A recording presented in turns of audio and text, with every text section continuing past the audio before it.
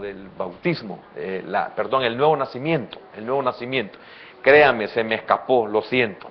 Oiga, pero voy a seguir con eso, no se preocupe. Así como esto es continuación, lo voy a hacer con lo que me comprometí, le fallé, pero porque a mí se me olvidó, que no es raro en mí.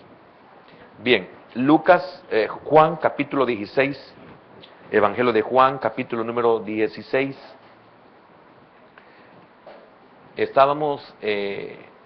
Vamos a ponerle el tema, algo que se tocó en la primera vez que tocamos este capítulo, hace unos cuantos meses, hace unos cuantos días, el 4 de mayo, fue domingo por la tarde, 4 de mayo, tocamos, le habíamos dado el tema, la partida de Jesús.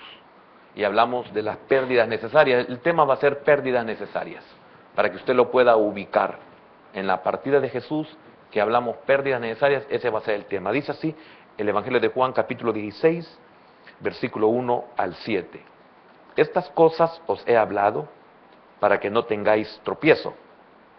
Os expulsarán de las sinagogas, y aún viene la hora cuando cualquiera que os mate pensará que rinde servicio a Dios.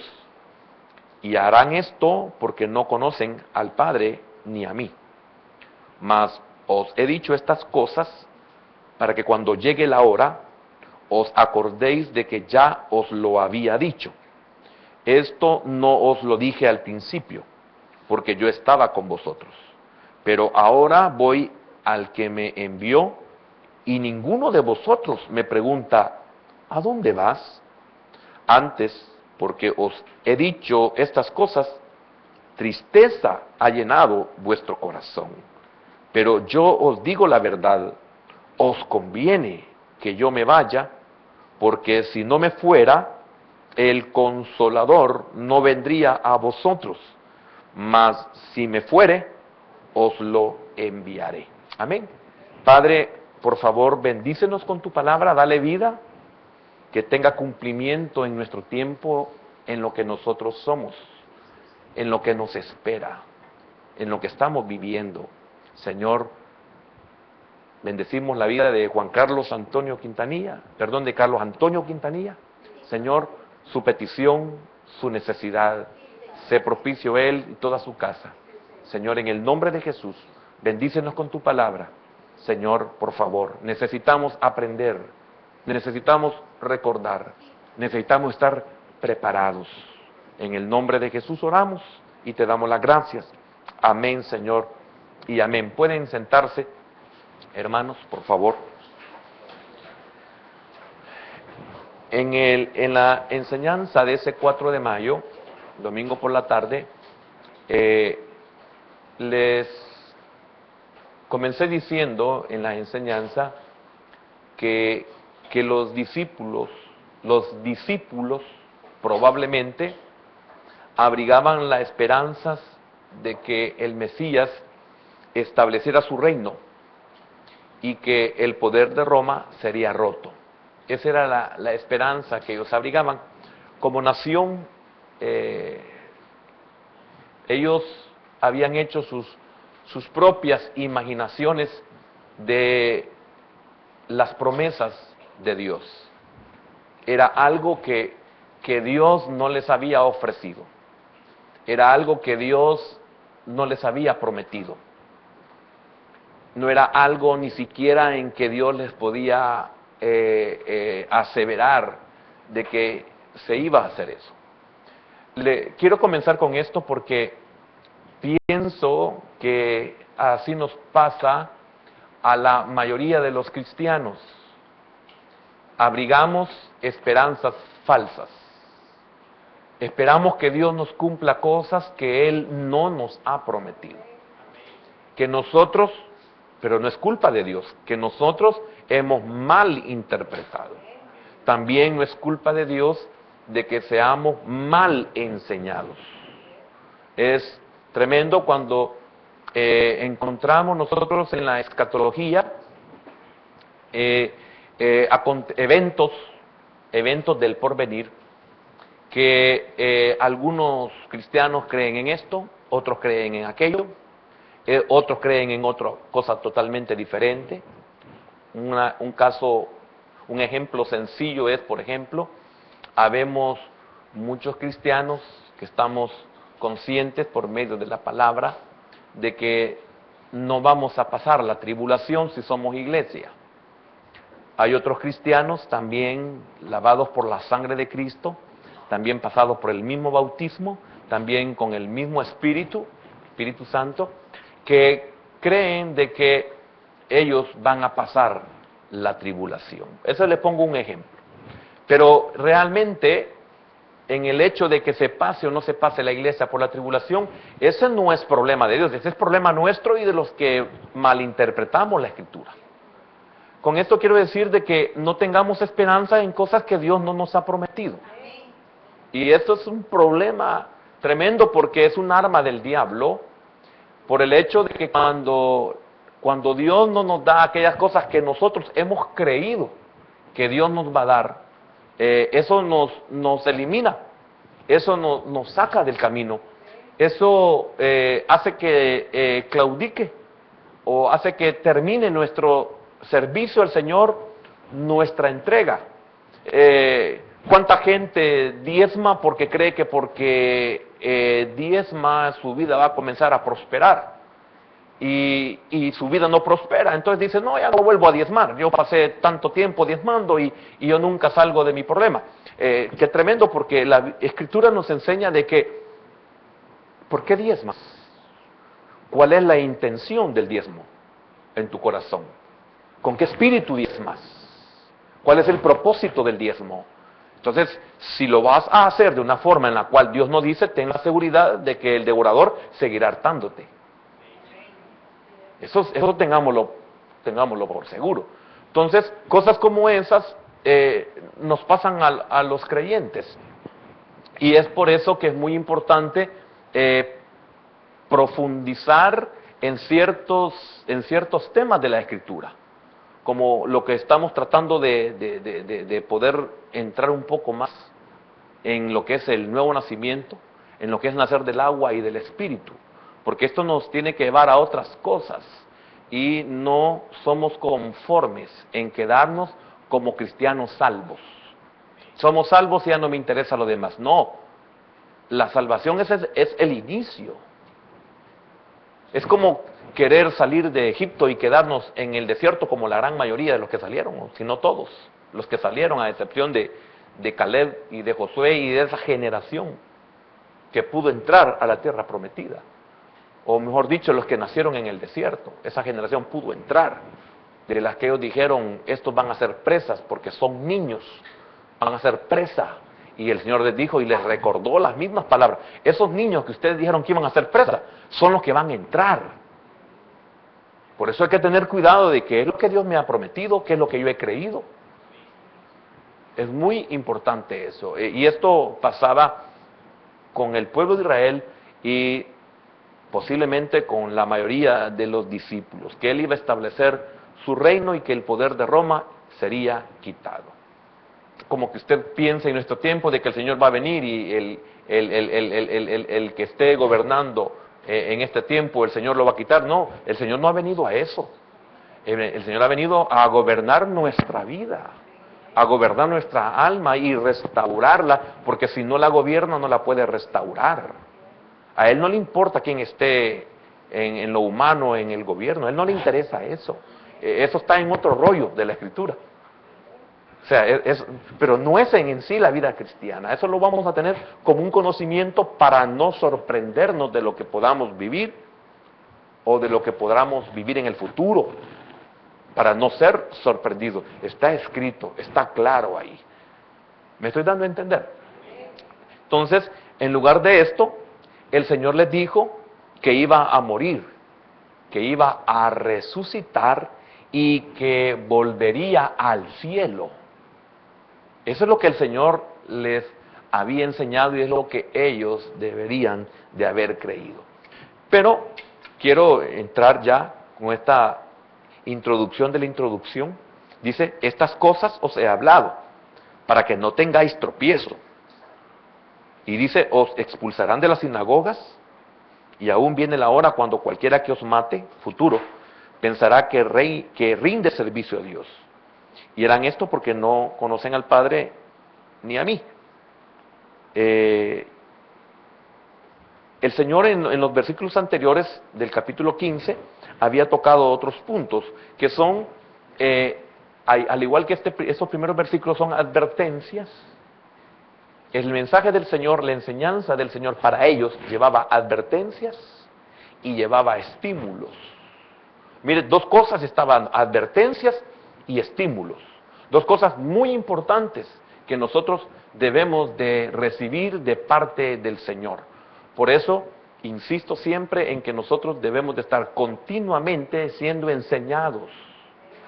Porque con lo que hemos alcanzado no es suficiente para poder enfrentarnos a la vida. Lo poco que conocemos no es suficiente para enfrentarnos al día malo. Lo poco que hemos aprendido no es suficiente para poder vencer al enemigo. Lo poco que tenemos en nuestra vida no es suficiente para poder gobernar nuestra alma. No es suficiente. Nunca vamos a poder gobernar por nosotros mismos nuestra alma. Nunca.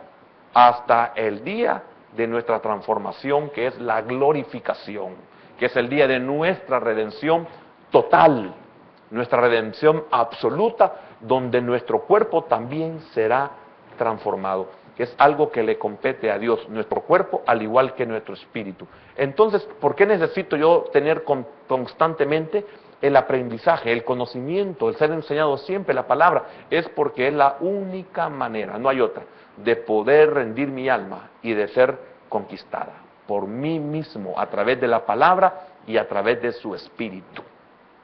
No hay otra forma, no hay otra manera. Entonces, el Señor les dio a ellos y a nosotros para nuestro tiempo advertencias y estímulos.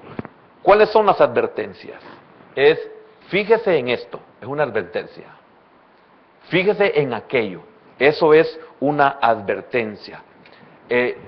Llamar la atención de uno sobre algo. Esa es una advertencia, llamar la atención, fijarse en esto, fijarse en aquello, llamar la atención de uno sobre algo, prevenir, aconsejar. Esa es una advertencia. ¿Y qué es un estímulo? Bueno, estímulo, ¿cómo le podría decir? Es como el poder que necesitamos, que no quiero tocarlo así porque se puede malinterpretar, pero es como la droga para aumentar la propia capacidad de acción. Yo necesito el estímulo, ese poder que me va a ayudar a mí a poder aumentar mi capacidad. ¿Por qué? Porque con mis fuerzas yo no lo voy a poder lograr. Entonces, el Señor viene y me estimula, y Él sabe cómo hacerlo, cómo estimularme, cómo puedo yo sacar fuerzas de donde yo no tengo, cómo con mi debilidad puedo vencer.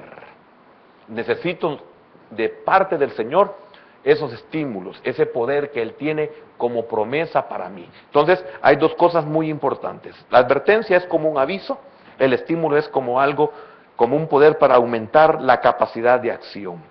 Entonces, el Señor, al dar a sus discípulos la noticia de tribulaciones, se propuso que el terror no fuera una sorpresa para ellos. Por eso es importante el recibir la enseñanza. Por eso era importante que ellos recibieran la enseñanza de parte del Señor. ¿Por qué? Porque Él se propuso que supieran estas noticias, que iban a tener tribulaciones, que iban a tener problemas, que iban a tener persecución, para que cuando esto se cumpliera, y qué importante eso, nosotros los creyentes debemos de saber que habrán cumplimientos de acontecimientos en nuestra vida, tanto personal como a nivel mundial. Nosotros debemos de saberlo. ¿Para qué? Para que cuando estas tribulaciones lleguen, a nosotros no nos sorprenda. ¿Quién es el que no es sorprendido? Aquel que ha recibido la enseñanza, aquel que tiene el conocimiento. Ese es el que no va a ser sorprendido ni le va a tomar por sorpresa alguna situación que se le pueda venir o presentar. Entonces el Señor no les dijo de estas cosas antes, sino antes de hacerlo, el Señor estuvo con ellos para enseñarles. El Señor estuvo con ellos para guiarlos. Y el Señor estuvo con ellos para consolarlos. Fíjese bien, le voy a repetir. El Señor dice que no les dijo nada de estas cosas, sino que el Señor se puso, antes de decirle estas cosas, se puso a enseñarles, se puso a guiarlos y se puso a consolarlos. ¿Qué significa esto? Que los preparó para que en el momento en que ellos tenían que recibir esta información, esta enseñanza, esta explicación, esta revelación, ellos pudieran soportarlo. Y quiero decirle algo, y no lo soportaron. Esto es bien común en nosotros. 5 años, 6 años, 10 años de ser cristianos, 10 años de estar haciendo enseñanza, 10 años de congregarnos, de no perdernos el culto, de ser servidores, y a veces una pequeña nube negra nos tiene temblando. Un examen que reveló algo que somos chompipe con soco. Entonces no podemos decir, ay, pero él era el maestro. Sí, y nosotros tenemos al Espíritu Santo. Él lo hacía por fuera, el Espíritu Santo lo hace por dentro. Y él dijo, es necesario que yo me vaya para que venga el Consolador. O sea, estarán en mejor situación. Porque a este pueblo, al pueblo de Israel, se le ha tratado todo el tiempo de una forma externa. ¿Y a dónde los llevaron? A morir todos. ¿Y a dónde los llevaron? A seguir en pos de dioses ajenos, extraños. Entonces, la promesa desde el Antiguo Testamento para ese nuevo pueblo, según el libro del profeta Ezequiel, era que él iba a poner sus leyes en nuestros corazones y en nuestras mentes. Ya no sería un trabajo de afuera para adentro, sino de adentro para afuera. Entonces somos nosotros bienaventurados. Entonces el Señor, antes de revelarle esto, les enseñó, los guió y los consoló. Llega el momento de advertirles. Llegó el momento de avisarles. Llegó el momento de revelarles. Antes no lo hizo. ¿Por qué? Porque cuando se inició la caminata de ustedes, no era necesario porque yo estaba con ustedes. Ahora que yo me tengo que ir, ha llegado el tiempo para decirles esta verdad. Que ustedes antes no lo hubieran podido sobrellevar, porque no la hubieran entendido y no la hubieran comprendido. Y eso iba a ser un gran obstáculo para ustedes, porque la preocupación de algo que ustedes no podían digerir, se iba como le dijera, a estancarlos a ustedes. Y ustedes no iban a poder seguir en el crecimiento normal por la preocupación que les iba a causar lo que yo les iba a revelar, y por eso se lo estoy diciendo ahora. ¿Por qué? Porque yo me tengo que ir. Y es necesario que los deje a ustedes preparados, advertidos. ¿Para qué? Para que no se sorprendan, y cuando llegue el momento no solo no se sorprenderán, sino que entonces se darán cuenta que la doctrina que les enseñé es verdadera.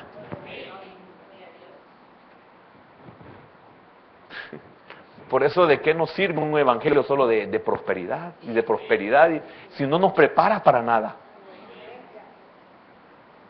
Tenemos que estar enseñados con la verdad. Entonces, llegó el tiempo. Fíjese que, por ejemplo, en Jesús, sus sufrimientos era el cumplimiento de la Escritura.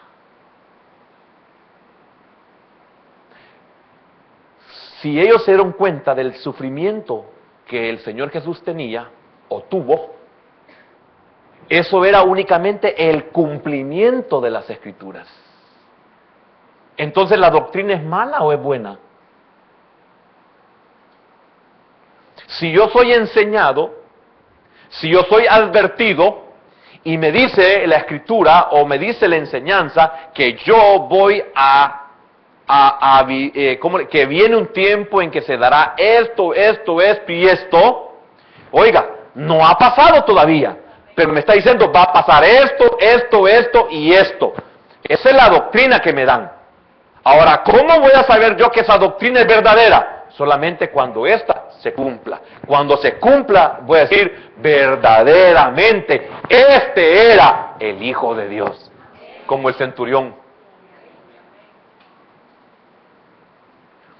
Por los eventos que se dieron en la crucifixión, llegó este hombre a concluir de que era verdaderamente el Hijo de Dios.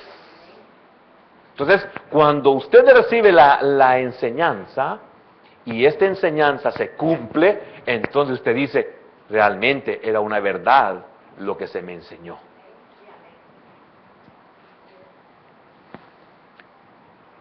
Ahora, si era el cumplimiento en la vida del Señor, era el cumplimiento de las Escrituras, significa que cuando venga el tiempo en el cual nosotros vamos a sufrir, también es el cumplimiento de la Escritura en nosotros. Y cuando llegó el tiempo de su exaltación, así como se cumplió lo que la Escritura decía de sus sufrimientos, también se cumplió lo de su exaltación. Entonces, si en mí se cumplen los sufrimientos, también en mí se cumplirá la exaltación.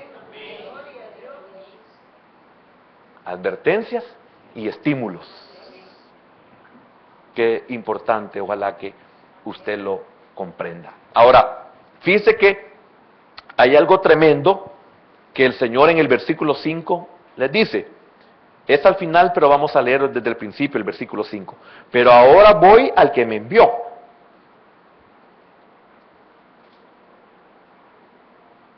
¿Ya lo tiene? Pero ahora voy al que me envió. Oiga esto. Y ninguno de vosotros me pregunta, ¿a dónde vas? Y ninguno de vosotros me pregunta, ¿a dónde vas? Ahora, nos silencia preguntarnos, ¿de dónde vienen los problemas? Yo no levante la mano literalmente, levántela invisiblemente. Voy a ser bien claro porque siempre me la levantan. Invisiblemente levántemela. ¿Cuántos de los que estamos aquí tenemos problemas?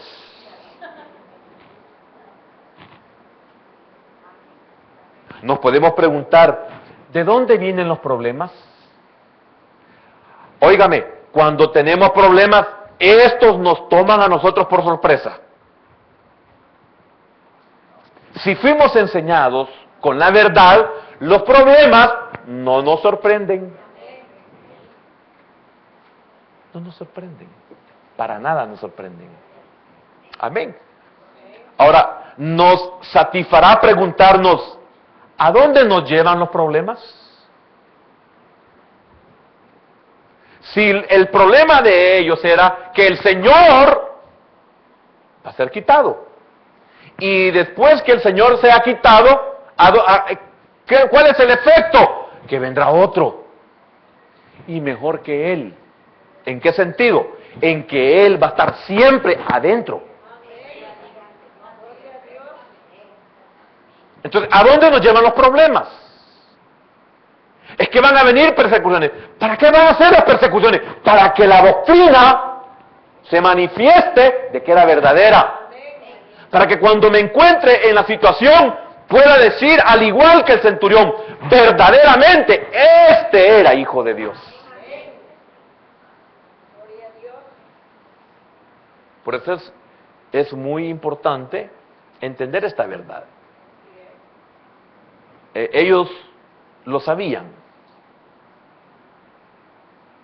Nosotros lo sabemos. Lo podemos saber en dos formas. Lo sabemos por la letra, por puro logos, lo sabemos. Sí, nos han enseñado de que la vida del creyente no es fácil, que se sufre esto, que se padece aquello, que hay tratos, que etcétera, etcétera, etcétera, etcétera. Pero, ¿y lo sabemos por rema? O sea, ¿hemos vivido nosotros esa realidad?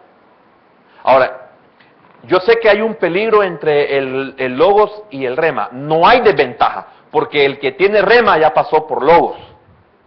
Y el que está en logos va a llegar al rema. Pero sí podríamos decir que existirá algún peligro, sí, porque mientras yo no tenga el rema, el logos a mí me puede afectar. Pero no me pone en desventaja. ¿Por qué? Porque en el logos el Señor es el que preserva. Y si he recibido el logos es porque voy a llegar al rema. Ellos habían sido ya enseñados. Ellos tenían el logos, mas ahora les revela lo que ya venía y que se iba a dar y que para ellos iba a ser un rema. Cuando llegaran las cosas, ellos iban a decir exactamente como el Señor dijo, así sucedió. Entonces ese rema los iba a ellos a preservar. Cuando usted tiene el conocimiento y lo vive, usted es preservado.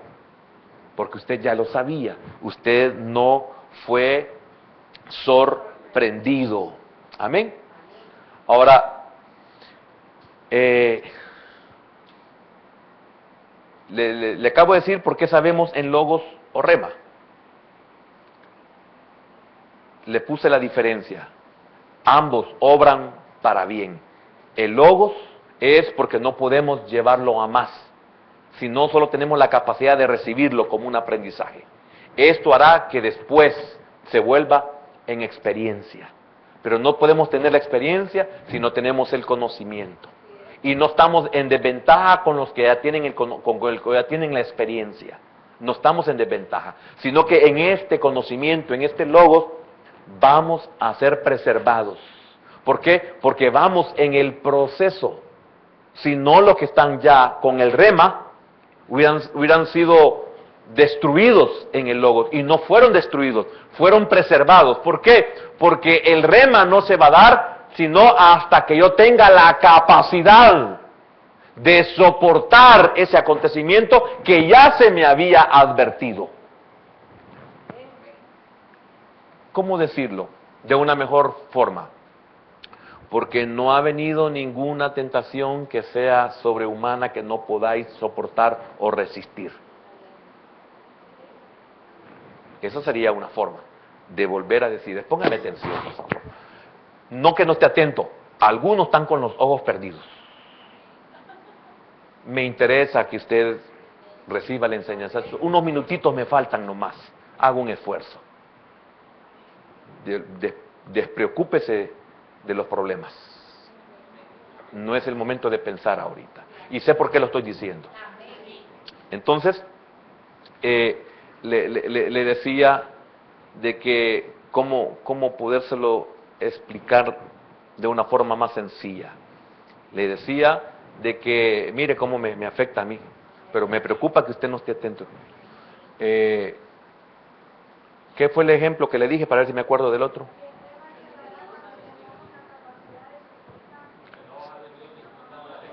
Eso, no ha habido ninguna tentación que no sea humana, que no la podamos soportar. O sea, dice el Señor, juntamente les daré la salida. Entonces, cuando usted está siendo instruido, usted no va a ser zarandeado. Usted no va a ser probado. Cuando usted ya tiene el conocimiento, entonces va a ser probado. Si no, nos acaban. Porque el Señor tiene que preservarnos en ese periodo en el cual nosotros estamos siendo enseñados, estamos nosotros aprendiendo. Cuando ya lo aprendimos, entonces pasamos a la otra etapa. Algo así le quise decir porque no me acordé del segundo ejemplo que le quería dar. Lo que llenó de pena los corazones de los discípulos, ¿qué habrá sido? Porque se entristecieron y no le preguntaron, ¿a dónde vas? No se lo preguntaron, ya vamos a ver ese detalle. Pero ahorita, ¿qué fue lo que los llenó a ellos en sus corazones? ¿Qué fue lo que les afectó? Bueno, por la misma escritura encontramos que era un afecto demasiado grande por la vida presente. Porque el Señor les dice, os expulsarán de las sinagogas, y aún viene la hora cuando cualquiera que os mate, imagínense qué tremendo. O sea, es como para preocuparse. ¿Cuándo no queremos morir? Cuando amamos demasiado esta vida.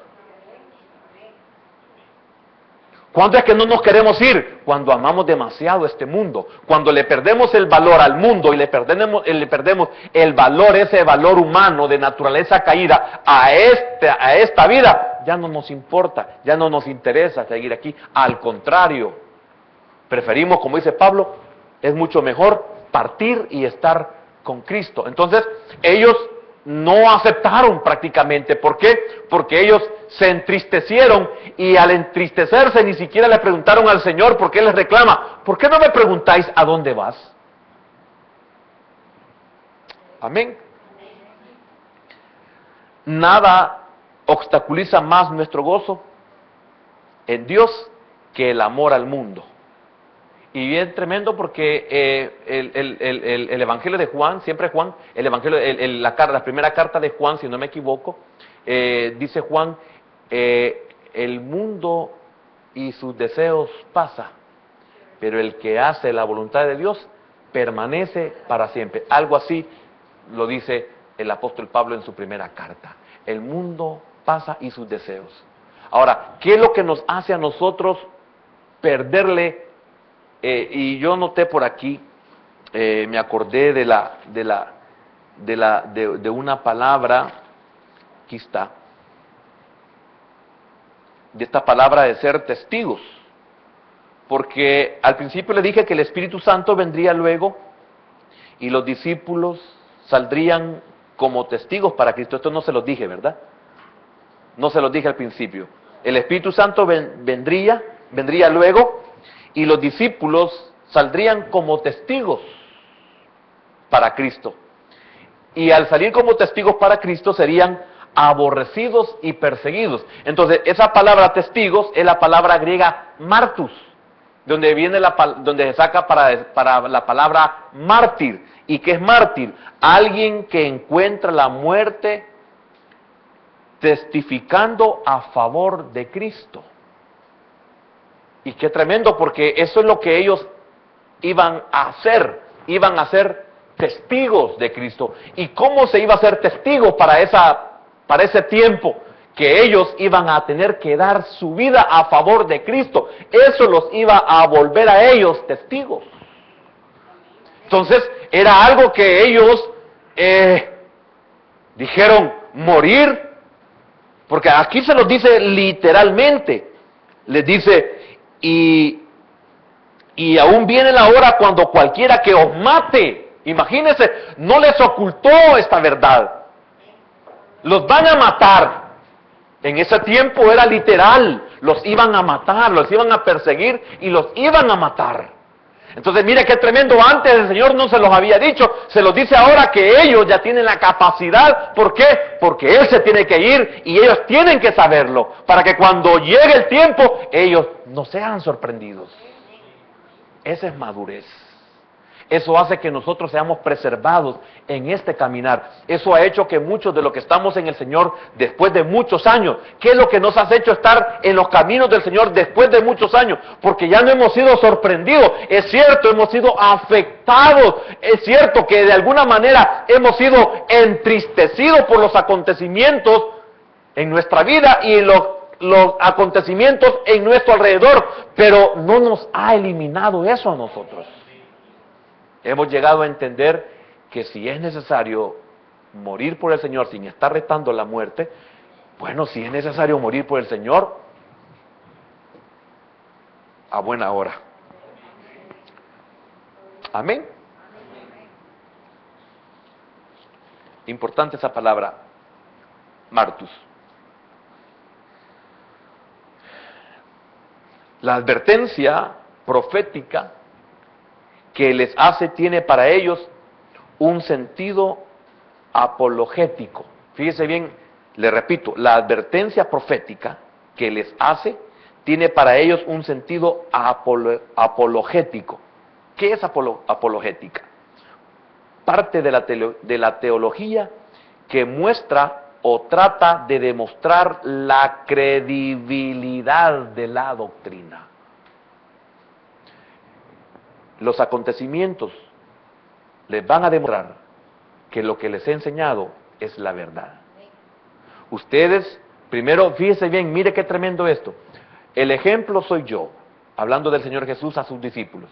El ejemplo soy yo. Ustedes van a ser testigos de que el sufrimiento es el cumplimiento de lo que está escrito.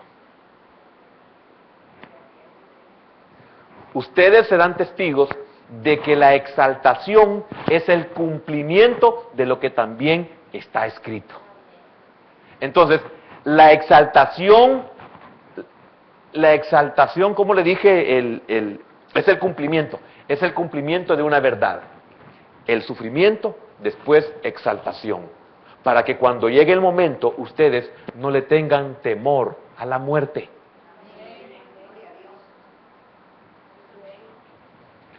Si no me equivoco, en el Evangelio de Mateo dice, no sé si es el capítulo 10, si alguien me lo haya, 10:32, no sé si es, cuando el Señor le dice el Señor, no temáis a los que matan al cuerpo, mas temed a aquel que después, bien, a aquel que después de haber quitado la vida a tu cuerpo, tiene el poder para echar en el infierno tu alma. No sé si es Mateo 10, perdón, 10:28, andaba cerca, ¿verdad? Mateo 10:28. Lo voy a leer para decirlo literalmente como está. Y no temáis a los que matan el cuerpo, mas el alma no pueden matar. Entonces, mire, si lo traemos con el versículo número 5, en el 16:4, mas os he dicho estas cosas para que cuando llegue la hora, os acordéis de que ya os lo había dicho. Esto no lo dije al principio porque yo estaba con vosotros, pero ahora voy al que me envió y ninguno de vosotros me pregunta ¿a dónde va?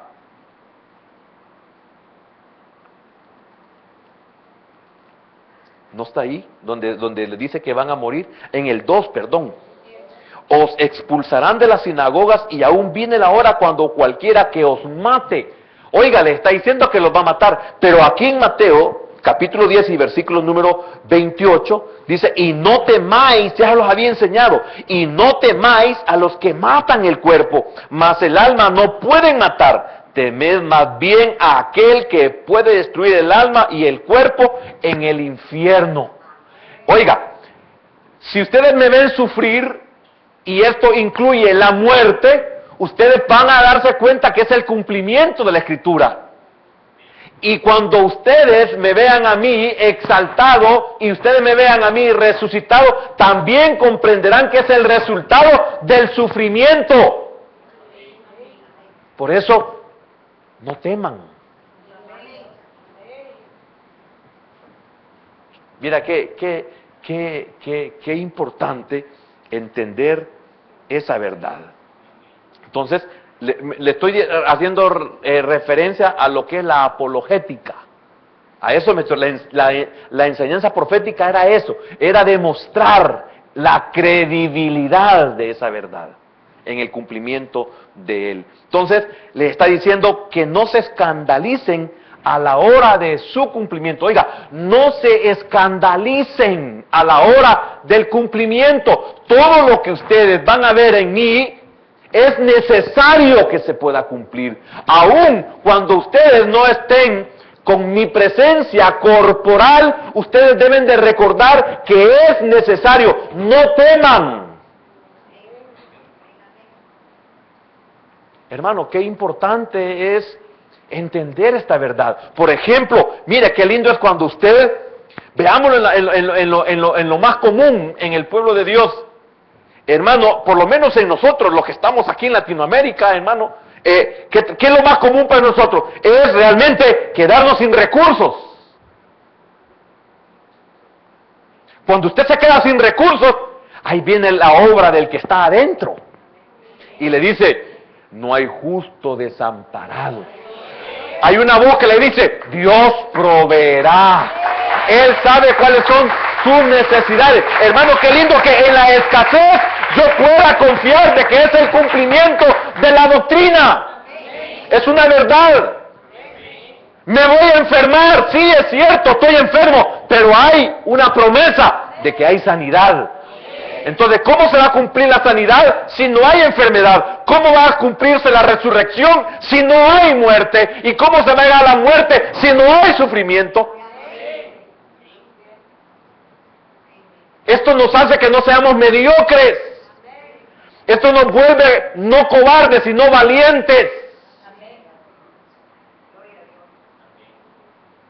Por eso esto es importante, hermano. De veras, ser ministrados por la verdad.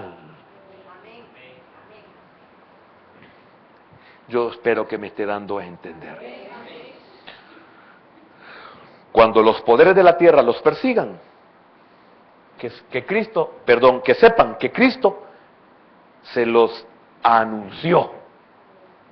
Entonces, mire qué lindo esto. Por favor, usted que está de alguna manera padeciendo, por favor no se pierda esto. Mire, es bien sencillo lo que le voy a decir. Le voy a repetir esto. Cuando los poderes de la tierra los persigan, que sepan que Cristo se los anunció. Se lo voy a reducir a esto tan precioso. No es fracaso en su doctrina. No es fracaso en su doctrina. Cuando usted sea derribado, no es fracaso en su doctrina, es cumplimiento.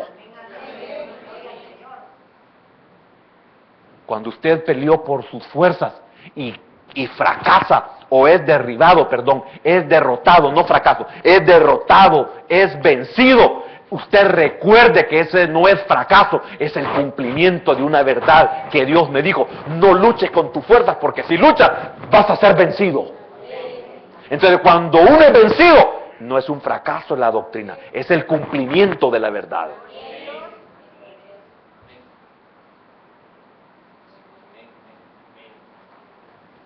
Mire, hermano, hay cristianos Job, que aunque pierdan lo que pierdan, ellos no se pierden. Les quiten lo que les quiten, ellos permanecen firmes. Ellos saben en quién han creído, que Dios es poderoso para guardar su depósito para aquel día. Eso es lo lindo de esto. Es lo maravilloso de ser verdaderamente discípulo.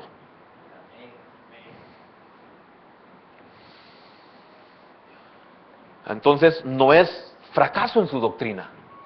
Es la permisión del plan del Padre. Es la permisión del plan del Padre. Así les anuncia la persecución y el triunfo. O mejor, el triunfo por la persecución. El triunfo por la persecución. ¿Cuántos tenemos que fracasar para poder llegar al éxito? Por eso fue terrible, angustioso para las huestes y las potestades que habla, por ejemplo, el Salmo 22, que no es David quien está hablando de sí mismo, de lo que se dio en el centro de la tierra, y de lo que habla también el David en el Salmo 139, de los acontecimientos, y de lo que habla Job capítulo 19 y versículo 25. Es el cumplimiento. Fíjese bien, ¿Por qué le estaba diciendo eso? Les anuncia la persecución y el triunfo. Y le digo, o mejor, el triunfo por la persecución. ¿Y qué dice David? Dice David que lo persiguieron como toros de Bazán. Y dice David de que se reían de él y se burlaban y le decían, ¡Ea, Ea! ¿Dónde está tu Dios? O sea, ¿quién te va a sacar de aquí? ¿Quién te va a levantar? ¿Quién te va a sacar de la condenación? Es lo que dice David en el Salmo 22 y en el Salmo 139. Por medio de la persecución, el triunfo. Por eso muchos de nosotros, para que seamos vencedores, y mejor todavía, más que vencedores, tenemos que ser derrotados. Somos como los Naamanes que necesitan pasar al Jordán para ser limpios. Fue derrotado en su orgullo, en su soberbia, para poder ser salvo.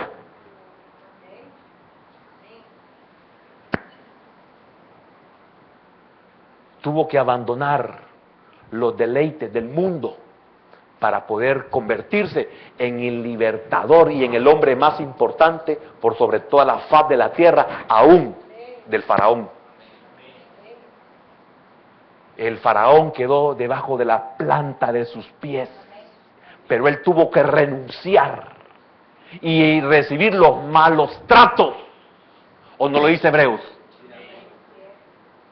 Prefirió antes ser maltratado.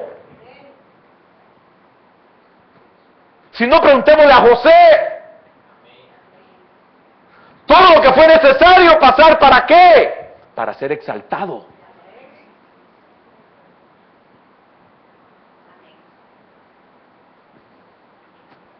Qué lindo esto. Bueno, para el que lo comprende, ¿verdad?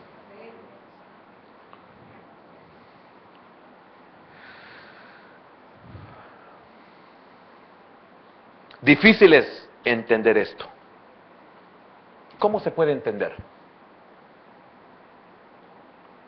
Bueno, primeramente si somos entendidos, o sea, si somos inteligentes. Porque la Biblia habla de los entendidos. Y lo dice Daniel en capítulo 12. Ahí lo busca en su casa, no sé si es el 2. Daniel 12:2, algo así. Y los entendidos, etcétera. Y tiene que ser en la versión correcta para que lo haya. También, ¿cómo podemos entender esto? Si aprendemos la lección.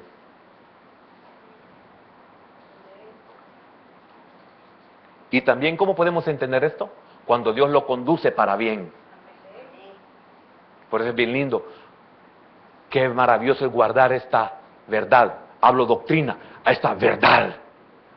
Oiga esto, le voy a recordar, ya lo sabe, pero oiga esto. A los que aman a Dios, todas las cosas les ayuda para bien. Solo en esa parte me voy a quedar. A los que aman a Dios, todas las cosas.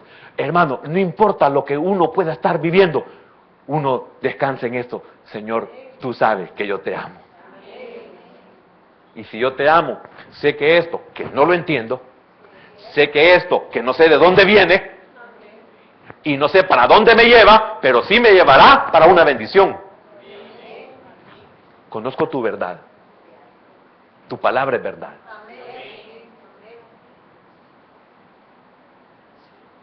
Hermano, qué lindo es permanecer firme, aunque el mundo se esté destruyendo. Qué lindo es que todo se ponga carísimo, pero yo, como hijo de Dios, siempre voy a comer.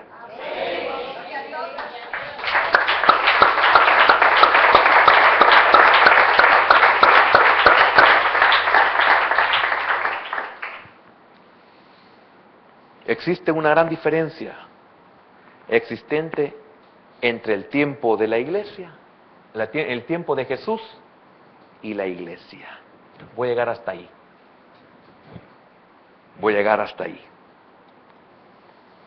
Fíjese que no debían formularse cuestiones que ahora se plantean. Le voy a hablar del tiempo de Jesús con sus discípulos.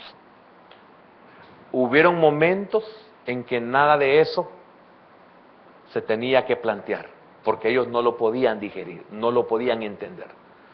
así igual en nosotros. Mire, a veces yo tengo que decir, no sé cuántos no me van, o no que lo diga, perdón, que yo lo sé. Digo, a veces, Señor, ¿cuántos no van a entender esto que quiero enseñar? Muchos. ¿Por qué muchos? Porque al igual que los discípulos, el Señor no les podía enseñar ciertas cosas porque ellos no las iban a poder comprender. Por eso yo estoy con ustedes, enseñándoles, guiándoles, consolándoles. Si yo les digo algo, no lo van a entender. Lo van a entender hasta el tiempo en que ustedes van a poderlo comprender. Y aún en ese tiempo, el Señor esperaba que le preguntaran, ¿y a dónde vas? Y les dice el Señor, en la próxima reunión vemos esto, que no le preguntaron, ¿a dónde vas? Porque hay enseñanzas que nosotros no trascendemos y no podemos preguntar, porque no las entendemos. Eso significa que no es para mí. Todavía no es para mí. Yo puedo nomás entenderla, pero hasta ahí nomás. Letra, logos. ¿Para quién es esa palabra? Para aquel que se va a hacer un rema. Y eso pasa con nosotros en este tiempo. Hay cosas que nos las enseñan y no las podemos digerir porque no las entendemos. No podemos, al igual que los discípulos, no podemos preguntarle como al Señor tuvieron que haberle preguntado, ¿y a dónde vas? Y dice el Señor, ustedes no me preguntan a dónde van, a dónde voy. Es porque ellos no podían comprender en la cabalidad lo que el Señor les estaba anunciando. Y no podían digerir que Él tenía que partir. ¿Cuántos de nosotros estamos oyendo sobre el trato? ¿Cuántos de nosotros estamos oyendo sobre las situaciones difíciles que tenemos que pasar y no las podemos comprender? Ni siquiera podemos preguntar, ¿qué situaciones son las que usted está hablando? Igual estaban ellos. Quiero decirle algo, todo tiene su tiempo. Lo que usted no entiende hoy, lo va a entender después. Pero sepa esto, confíe en esto, que hay dos tiempos para usted, el logos y el rema. Los que están hoy en el rema no están en ventaja sobre usted. En el sentido de que usted no va a poder soportar, no, el Señor lo va a preservar. Y cuando le permite el rema es porque usted tiene la capacidad de entender todo lo que está pasando y podrá decir, era una verdad lo que el Señor nos advirtió. Vamos ahora. Padre, te damos gracias en esta noche por tu palabra, Señor. Sé que es difícil, Señor, porque esa partida tuya a tus discípulos planteaba nuevos problemas.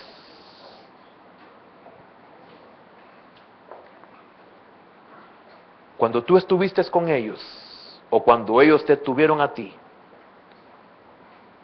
era superficial y simple. Pero cuando tú ya no estabas, era espiritual y teológico. Porque se iba a cumplir todo aquello que tú les habías dicho. Y espiritual porque tú ya no estabas presente con ellos en una forma corporal, sino que hoy se volvía espiritual, Señor. Esa simple y superficial se trata de la marcha que ellos tuvieron, la compañía que ellos tuvieron con el Señor Jesús. Pero lamentablemente estaba condicionada por la muerte. Y tenía que dejar a sus discípulos solos en un mundo perdido. Hermano, va a haber momentos en que usted se va a sentir que está solo, en un mundo perdido, en una situación perdida. Pero el Señor, lo entendiera o no, le prometió estar con usted todos los días de su vida. Y aunque usted solo tenga conocimiento de letra, usted va a ser preservado por el Señor. Y los que tienen los remas no están en ventaja sobre su vida. Usted va a ser preservado. Usted que no puede comprender las verdades del reino, no se preocupe. El Señor lo va a mantener en vida, lo va a mantener con vida. El Señor lo va a guardar. Y cuando usted tenga la capacidad de poder vivir lo que ha aprendido, entonces no va a haber necesidad de que el Señor lo preserve, porque la verdad lo preservará a usted. Y va a poder decir como los discípulos: fue exactamente como el Señor nos advirtió. Fue exactamente como el Señor lo dijo. Qué tremendo para ellos recordar cuando estaban en Galilea con Él, que el Señor les había dicho: allá me verán, o allá nos veremos en Galilea. Qué maravilloso debe haber sido ese momento, que aquella palabra, logos, se había convertido en un rema. Allá ellos se entristecieron cuando les dijo: pero yo resucitaré al tercer día y nos vamos a ver en Galilea. Ellos se entristecieron, ellos se sintieron huérfanos porque no vieron la presencia corporal del Señor, pues todavía no había venido la promesa que habla Hechos. Pero qué maravilloso fue cuando Él se les aparece en el mar de Galilea. Hermano, qué gozo más inefable cuando ellos experimentaron el cumplimiento de esa verdad. Así usted tendrá cumplimiento de la verdad que Dios le ha dado a su vida cuando supla el Señor todo aquello que usted necesita. Y no estoy hablando solamente de cosas materiales. Qué sobrenaturalidad vamos a vivir.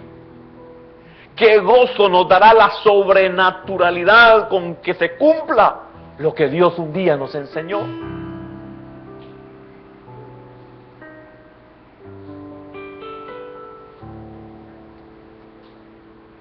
¿Qué habrá sentido Pedro, hermano, cuando una vez oyó: y cosas mayores harán ustedes? ¿Quién habrá creído? Yo creo que ninguno de ellos. Y si nosotros hubiéramos estado con el Señor, tampoco lo hubiéramos creído. Cosas mayores que las que tú haces, Señor. ¿Qué habrá sentido entonces Pedro? Días después, meses después, cuando su sombra sanaba enfermos, se debe haber acordado de las palabras del Señor como cuando se acordó de las palabras del Señor cuando el gallo cantó. Entonces Pedro no solo era derrota, sino que era cumplimiento de la verdad.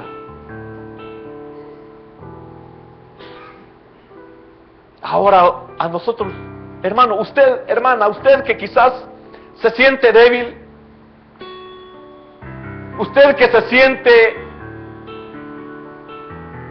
pobre, en escasez, usted que no cree de que sus manos tienen poder, usted que no cree que puede levantar paralíticos, cuando se cumpla, como Pedro, cuando su sombra sanaba, cosas mayores harán. Cuando los paños de Pablo sanaban a los enfermos que tocaban estos paños, hermano, Vienen días lindos para nosotros, no solo el sufrimiento. El sufrimiento nos lleva a la exaltación. La escasez nos lleva al poder. La humillación nos lleva a la sanidad. Esa es la doctrina de Cristo. Señor, por eso Pedro con toda confianza decía que vienen días mejores para la iglesia. Y es una verdad, Señor. Vienen días mejores para nosotros. Hermano, hermana, que el Señor te bendiga. Amén, Señor.